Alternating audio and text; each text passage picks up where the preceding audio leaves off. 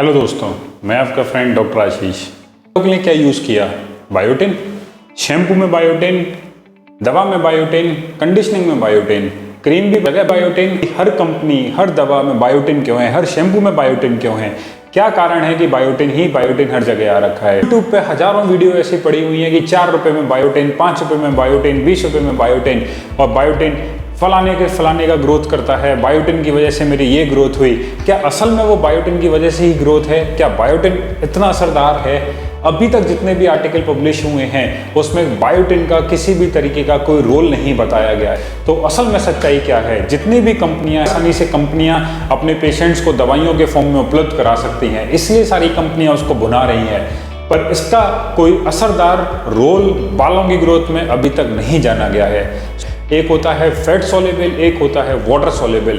Water soluble के अंदर आपके 2 विटामिन आते हैं, विटामिन सी और सभी प्रकार के विटामिन बी, और फैट सोल्यूबल के अंदर आता है ADE सो बेसिकली इसमें कौन से विटामिन, कौन से सप्लीमेंट्स हमारे बालों के लिए बहुत ज़्यादा उपयोगकारी हैं, आज हम सब उन्हीं के बारे में बात करने वाले हैं कि कौन सा सप्लीमेंट क्या काम करता है, उसकी क्या डोज होती है, उसका क्या बालों में हेल्पफुल करेक्टर होता है। तो सबसे पहला आता है आयरन का। बेसिकली आयरन पार्टिसिपेट करता है बॉडी के अंदर जितने भी स्ट्रक्चरल एंड फंक्शनल एंजाइम्स होते हैं, जितने भी को एंजाइम्स होते हैं, स्ट्रक्चरल प्रोटीन्स होती हैं, ट्रांसक्रिप्शन फैक्टर्स होते हैं, उसका एक बहुत ही इंपॉर्टेंट पार्ट है। दूसरा, ये ऑक्सीडेशन रिडक्शन रिएक्शन में भी बहुत helpful as a catalyst work करता है। तीसरा, जब हमारा कोई भी सेल डिवाइड कर रही है तो उसके DNA डिवाइडिंग कैपेसिटी को भी ये कंट्रोल। अब आयरन को जानने के लिए बेसिक बॉडी में जो टेस्ट रिक्वायर होता है which is known as serum ferritin level, जिसको साइंटिफिक मार्कर बोला गया है to check iron deficiency in body. It is 8 mg per day, in female it is again 8 mg per day, but in case जहाँ पे post menopausal condition होती है वहाँ पर आयरन रिक्वायरमेंट बढ़ जाती है and that is 18 mg per day. अब बेसिक होता क्या है, जब भी बॉडी के अंदर कोई भी इन्फेक्शन हुआ या कोई भी इन्फ्लेमेशन हुआ या कोई भी ऐसा बॉडी के अंदर इन्फेक्शन आया, उस कंडीशन पे एक फॉल्स नेगेटिव टेस्ट आता है आयरन का, जिसको हम बोलते हैं false negative test of serum ferritin. उस कंडीशन में, इन्फेक्शन के कंडीशन में क्या होता है कि आपका बॉडी के अंदर आयरन डेफिशिएंसी नहीं है, तब भी वो उसको शो करेगा। तो ये जानने के लिए कि बॉडी के अंदर आयरन की कमी है या इन्फेक्शन हो रखा है, तो आपको और भी टेस्ट कराने होते हैं, जैसे CRP और ESR ऑफ डेफिशिएंसी। किस वजह से आयरन बॉडी में कम होता है? 2 वजह हैं। सबसे पहला कॉज 2 वजह हैं। सबसे पहली वजह है हमारी आयरन डेफिशिएंसी एनीमिया, जो कि 1 to 2% पॉपुलेशन में पाई जाती है, and second is iron deficiency without anaemia, जो कि 6 to 16% पॉपुलेशन में हम लोगों को मिलती है। अब बेसिक इस आयरन का रोल क्या है बालों के लिए? देखिए, basic requirement 8 mg per day. अब जैसे ही बायो एवेलेबिलिटी आयरन की बॉडी में कम होगी तो क्या होगा, जो हेयर फॉलिकल मैट्रिक्स सेल्स हैं ये डिवाइड नहीं कर पाएंगे। जो बेसिक सेल है हमारे बालों का, जिससे जो कि डिवाइड करता है, उसमें डिवीजन नहीं होगा।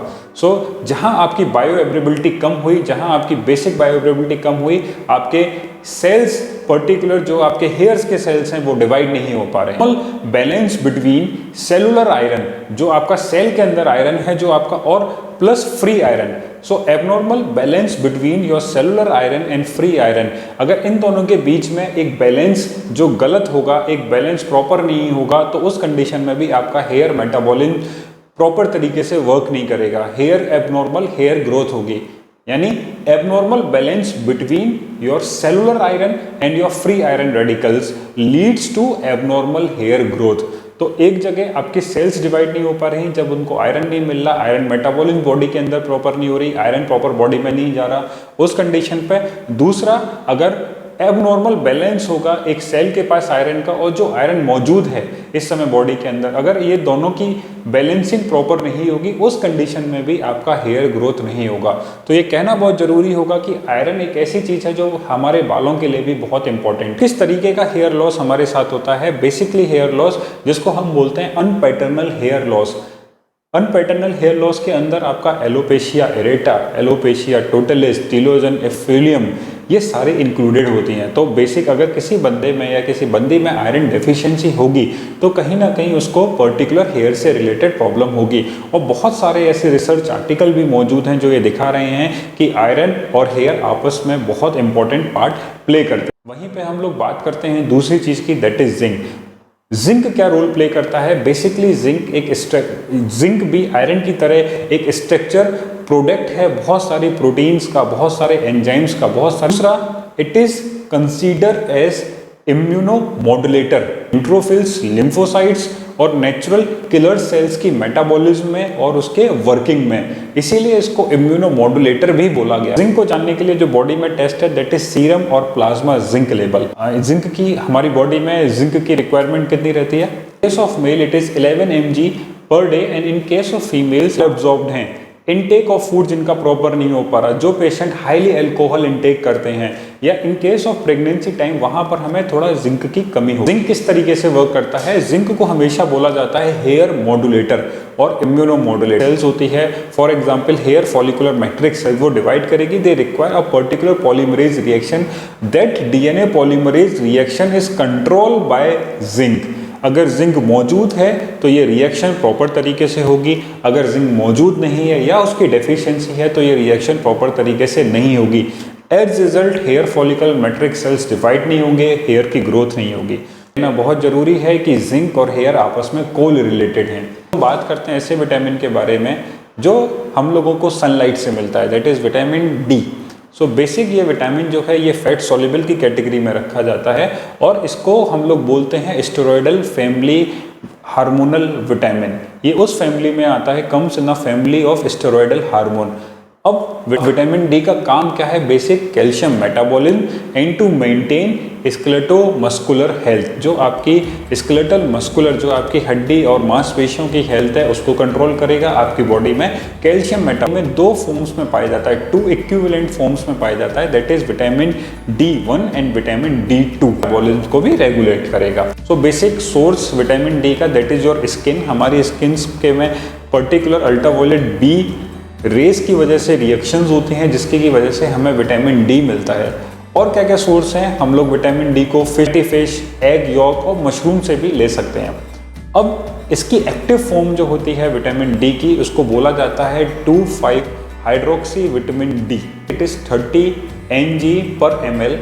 इन 2003 WHO ने ये कंसीडर किया था, अगर किसी भी पेशेंट का विटामिन डी लेवल 20 mg/ml से कम आएगा, then it is consider as a deficiency.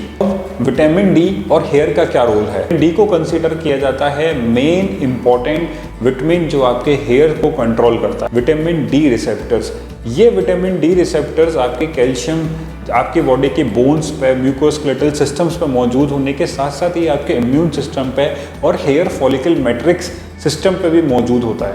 अब होता क्या है? बेसिक ये 2,5-D ये बाइंड करती है एक पर्टिकुलर सेल्स पे विद रिसेप्टर्स, और उन रिसेप्टर्स का नाम होता है VDR। And these VDR receptors they are present on epidermis as well as on dermis. किस तरीके से? डर्मिस में इसके डर्मल पेपिलल सेल्स होते हैं और एपिडर्मिस में इसके केराटिनोसाइट्स एपिडर्मल सेल्स मौजूद होते हैं। सो बेसिकली जब भी VDR बाइंडिंग ज़्यादा होगी तो पॉलीफरेशन रेट हमारा ज़्यादा होगा, एनाजन, कैटाजन और टीलोजन फेज का इक्विलिब्रियम प्रॉपर रहेगा, और हमारा जब टीलोजन खत्म होगा तो हमारा दोबारा से एनाजन फिर स्टार्ट होगा, तो हेयर न्यू ग्रोथ प्रॉपर तरीके से चलती रहेगी। पर जब भी डेफिशिएंसी होगी तो VDR रिसेप्टर पे बाइंडिंग कम होगी, anagen, catagen and telogen phase के इक्विलिब्रियम में शिफ्ट होगा, प्रोलॉन्ग टीलोजन फेज चलेगा, जिससे बाल दोबारा से एनाजन फेज में नहीं आ सकेगा और हमारा हेयर ग्रोथ नहीं हो पाएगा। सो इसका एक एग्जांपल लेके चलते हैं। जैसे एक विटामिन डी डेफिशिएंसी से होता है रिकेट्स।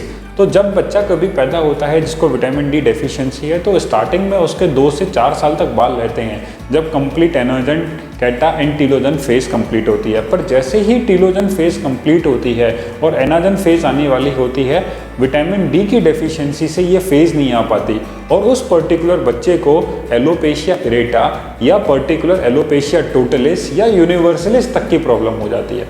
सो ये कहना सही है कि विटामिन डी बहुत क्रूशियल रोल ये कहना सही है कि विटामिन डी बहुत क्रूशियल रोल प्ले करता है in your hair synthesis. And बात करते हैं बायोटिन के बारे में, सोलेबल अब बी कॉम्प्लेक्स।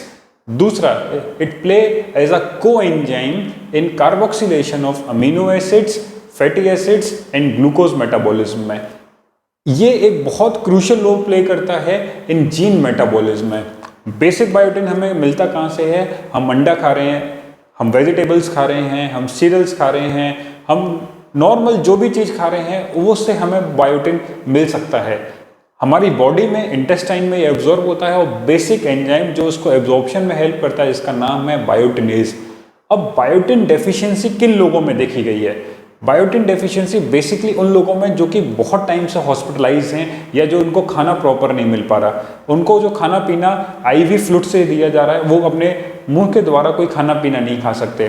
प्रेगनेंसी के टाइम पे या उन लोगों में जो कि पर्टिकुलर कोई ड्रग जैसे एंटीकन्वल्सेंट, कार्बियमिजिपिन ड्रग्स पे काफ़ी हेयर लॉस कंडीशन में बायोटिन का एसोसिएशन नहीं देखा गया है।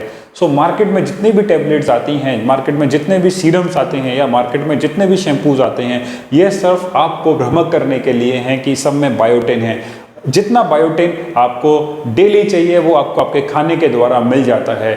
100% of bio availability is there of biotin from your diet. आप प्रॉपर खाना खा रहे हैं, आपको उतना ही प्रॉपर बायोटिन मिलेगा। अब हम बात करते हैं विटामिन सी के बारे में। तो vitamin C it is a water soluble and most important micro nutrient. Work किस तरीके से? They work as antioxidant and required for the synthesis of collagen. ये एक एंटीऑक्सीडेंट की तरह काम करता है और बॉडी के अंदर कोलेजन बनाता है। तो बॉडी में कोलेजन बन रही है with the help of vitamin C.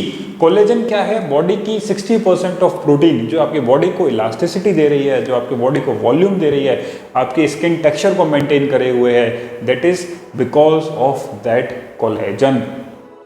So the vitamin C का दो तरीके का रोल है। पहला, ये आपके हेयर को इलोंगेट करता है, आपके हेयर को बढ़ाता है, और दूसरा ये डिवाइडेशन प्रॉपर्टी मींस जो आपके हेयर फॉलिकुलर सेल्स हैं उनको डिवाइड करता है। आपकी हेयर्स का की नाम होता है insulin growth factor 1। So vitamin C play a important role जो कि आपकी टीलोजन फेज को एनाजन फेज में कन्वर्ट कर रही है with the help of that growth factor. अगर हम बात करते हैं अब नेक्स्ट विटामिन की, दैट इज विटामिन ए।